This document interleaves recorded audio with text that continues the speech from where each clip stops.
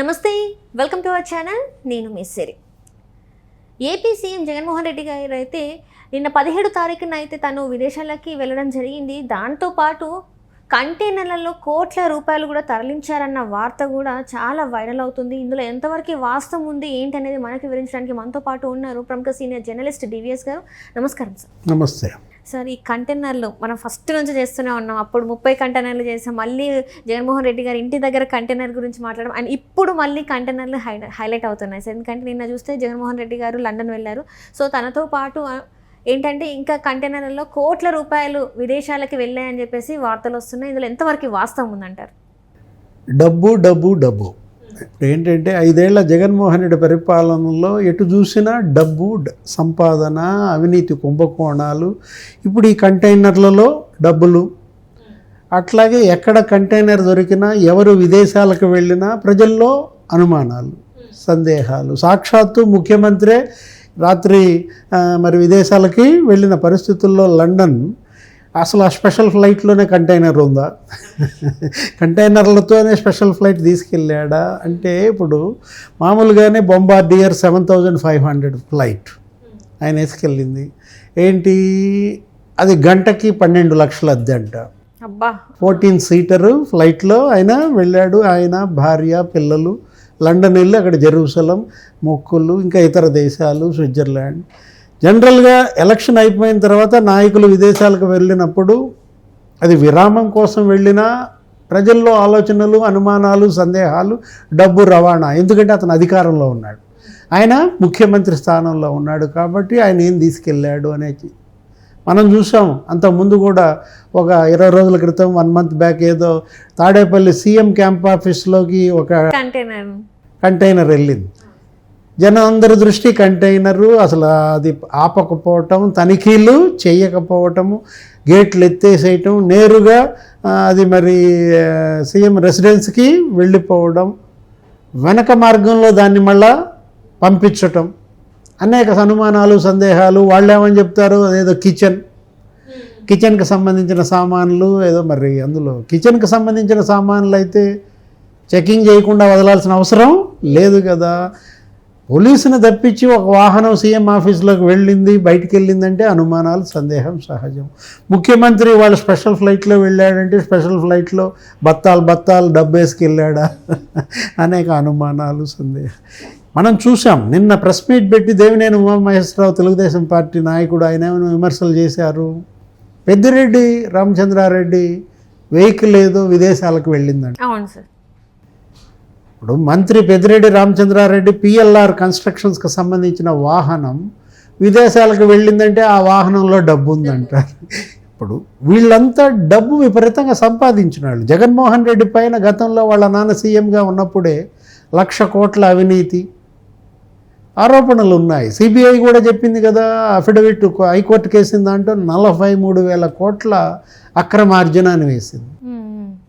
అంటే డబ్బు ఏది, 1,000 కోట్లు, 1,00,000 కోట్లు. ఈ 5 ఏళ్ళు మరి ఆయన ముఖ్యమంత్రి, ఇంకెన్ని కోట్లు అంటారా?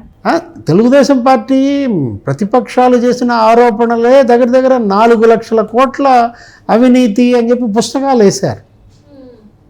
ఈ సొమ్ము మరి వాళ్ళు అన్నదానికి కూడా నీకు ఆధారాలు కనపడుతున్నాయి.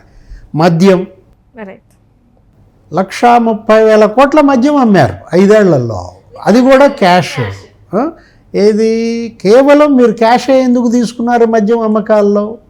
అదో పెద్ద స్కామ్ అన్నది పురంధేశ్వరి. దానిపైన సిబిఐ ఎంక్వైరీ అడిగాడు, సుప్రీంకోర్టు చీఫ్ జస్టిస్కి లేఖలు రాశారు, ప్రధానికి ఇచ్చారు, రాష్ట్రపతికి ఇచ్చారు. ఏంటి, 1,30,000 కోట్ల మద్యం అమ్మారు. మద్య నిషేధం చేస్తే కానీ ఓట్లు అడగనన్న పెద్ద మనిషి డబ్బిస్తే తప్ప మద్యం అమ్మలా. మద్య నిషేధం చేస్తేనే ఓట్లు అడుగుతానన్నది, డబ్బిస్తే కానీ నేను మద్యం అమ్మనది సింక్ అవుతుందా? 40,000 కోట్ల అవినీతి అన్నారు. ఎక్కడ పోయా డబ్బులు? మళ్ళీ ఏమంటారు అంటే, నేను పేదరికంలో ఉన్నా అంటారు, డబ్బులు ఇచ్చుకోలేని స్థితిలో ఉన్నా అని చెప్పేసి ముఖ్యమంత్రి గారు అంటూ ఉంటారు.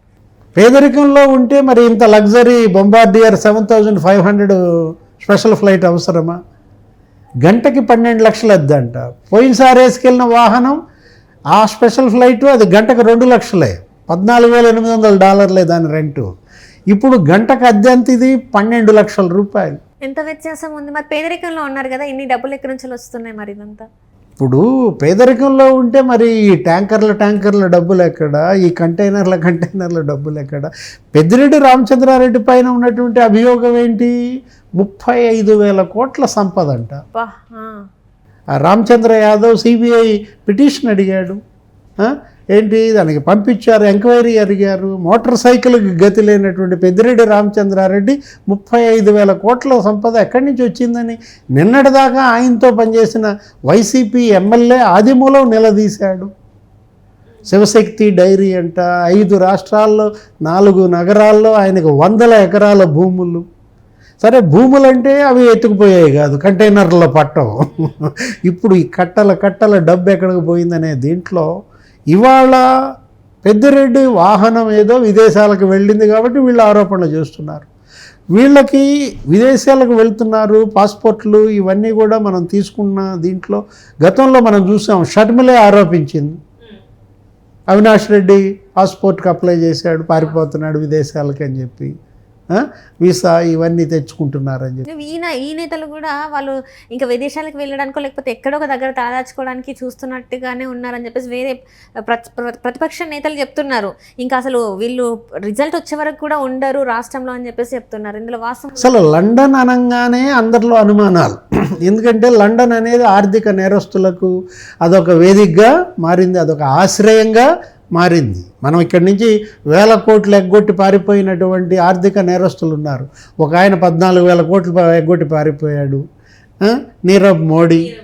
అంతకుముందు ఇంకా అసలు పెద్ద ఆయన ఒక ఆయన ఉన్నాడు, ఆ క్రికెట్ ఆయన లలిత్ మోడీ, చోక్సీ, నీరవ్ మోడీ చుట్టాలు, విజయ్ మాల్యా ఉన్నాడు, ఆయనది ఒక 8,000 కోట్ల బ్యాంకులు ఎగ్గొట్టిన కేసులు. ఇవన్నీ కూడా వీళ్ళందరూ ఎక్కడ ఆశ్రయము? లండన్. ఇప్పుడు జగన్మోహన్ రెడ్డి ఆర్థిక నేరస్తుడు, ఆయన కూడా లండన్నే ఆశ్రయంగా తీసుకున్న దీంట్లో ఆయన ముఖ్యమంత్రి. మనం ఆర్థిక నేరస్తుడుగానే చూడకూడదు. ఆయన ఏంటి ముఖ్యమంత్రి, ఇప్పుడు వెళ్తున్నాడు లండన్.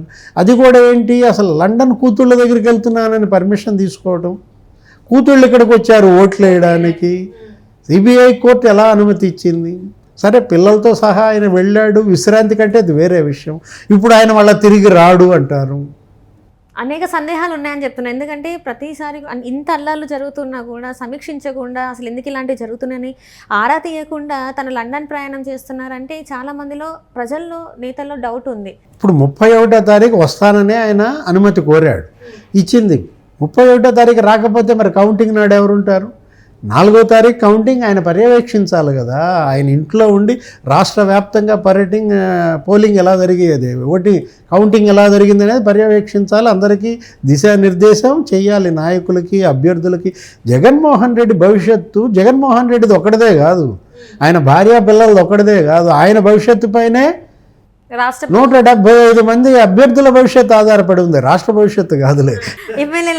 జగన్మోహన్ రెడ్డి భవిష్యత్తు పైనే 25 మంది ఆయన ఎంపీ అభ్యర్థుల భవిష్యత్తు ఆధారపడి ఉంది. ఆయన తిరిగి రాడంటే ఇక పార్టీ మూసేసుకున్నట్ట. ఇక రేపొద్దున కౌంటింగ్ ఏజెంట్లు కూడా ఉండరా? ఇప్పుడు స్పెషల్ ఫ్లైట్లలో ఆయన వెళ్ళడం, ఏం తీసుకెళ్ళాడనే అనుమానాలు. ఇప్పుడు ఈ ట్యాంకర్లు పట్టుబట్టము, ఇప్పుడు ఎక్కడ చూసినా కంటైనర్లు. మనం గతంలో చూసాం, కడపలోనో ఎక్కడో కంటైనర్ పట్టుకున్న దీంట్లో అది 2,000 కోట్లు.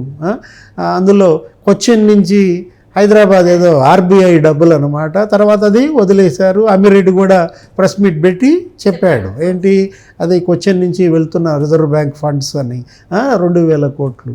ఎక్కడ కంటైనర్ అనే పదం వినపడితే చాలు ఆంధ్రప్రదేశ్లో జగన్మోహన్ రెడ్డి, నోట్ల కట్టలు, వైసీపీ వీళ్ళే గుర్తొస్తున్న దీంట్లో విదేశాలకు వీళ్ళు వెళ్తున్న దానిపైన కూడా నిఘా పెట్టాలి. ఎవరెవరు విదేశాలకు వెళ్తున్నారు, ఏం తీసుకువెళ్తున్నారు? ఎందుకంటే దేశం మొత్తం ఒక ఎత్తు, ఆంధ్రప్రదేశ్ ఒక ఎత్తు. దేశంలో జరుగుతున్న అవినీతి కుంభకోణాలు వేరు, ఆంధ్రప్రదేశ్లో జరిగిన గత 5 ఏళ్ల అవినీతి వేరన్నమాట. గతంలో జగన్మోహన్ రెడ్డి తండ్రి అధికారంలో ఉన్నప్పుడు 6 దేశాలతో సంబంధాలు పెట్టుకున్నారు. పెద్ద ఎత్తున మనీ లాండరింగ్ జరిగింది, హవాలా లావాదేవీలు జరిగాయి. ఈయన పైన ఉన్న కేసులు అవే. సిబిఐ 11-12 ఛార్జ్షీట్లు కానీ, ఈడీ 9 కేసులు. ఇదంతా కూడా ఏంటి, ఫెమా ఉల్లంఘన, హవాలా లావాదేవీలు. ఏది లెటర్ ఆఫ్ రొగేటరీస్ పంపించింది 6 దేశాలకు అప్పట్లోనే, బ్రిటిష్ వర్జీనియా ఐలాండ్స్, వీటన్నిటికీ కూడా. ఐలాండ్ అంటే గుర్తొచ్చింది, అసలు ఈయనేదో ఐలాండ్ కొన్నాడు, ఉన్నాడని. అయ్యో. లండన్ దగ్గరలో ఎక్కడో ఐలాండ్ కొన్నాడు. ఆయన ఎవరో ఉన్నాడు, ఒక ఆయన స్వామీజీ, ఎవరు, నిత్యానంద స్వామి. ఆయన ఒక ఐలాండ్ కొనుక్కుని ఆయనే ఆ దేశ అధ్యక్షుడిగా ప్రకటించుకుని ఆయనే ఒక రాజ్యాంగాన్ని కరెన్సీ కూడా సృష్టించారని చెప్పేసి, సో అదే విధంగా జగన్మోహన్ రెడ్డి గారు కూడా చేస్తారని చెప్పేసి ఆల్రెడీ అక్కడ అన్ని చక్కదిద్దుకున్నారు. ఇక్కడ నుంచి నేతలు కూడా వెళ్తున్నారని. అంటే జగన్మోహన్ రెడ్డి ఐలాండ్ కొనటం నిజమేనంటావా? ఐలాండ్ కొనుక్కుంటే ఇక పిల్లలు, ఆయన కుటుంబం, ఈ మొత్తం వైసీపీ కూడా ఇక అక్కడికే వెళ్ళిపోతుందా? అభ్యర్థులంతా కూడా బొత్స సత్యనారాయణ, పెద్దిరెడ్డి రామచంద్రారెడ్డి వీళ్ళందరూ కూడా ఐలాండ్కే వెళ్తారా? ఇప్పుడు ఆ ఐలాండ్ కొనటమేమో కానీ ఇవాళ ఆంధ్రప్రదేశ్ నుంచి విదేశాలకు వెళ్ళే నాయకులందరిపైన నిఘా పెట్టాలి. వాళ్ళు తీసుకువెళ్తోంది ఏంటి, వాళ్ళు ఎప్పుడు వస్తారు ఏంటి, వీటన్నిటిపైన కూడా కేంద్రం, ప్రధాని నరేంద్ర మోడీ, కేంద్ర హోంశాఖ మంత్రి అమిత్ షా, ఆంధ్రప్రదేశ్ నాయకులు, ప్రధాన రాజకీయ పార్టీలు ఏ దేశాలకు వెళ్తున్నారు, ఎప్పుడు వస్తున్నారు, ఏం తెస్తున్నారు, ఏం తీసుకువెళ్తున్నారు, వీటన్నిటిపైన కూడా ఈ సిబిఐ, ఈడీ ఒక కన్నేసి ఉంచాలంటారు. Right sir, right. Thank you so much sir. నమస్తే.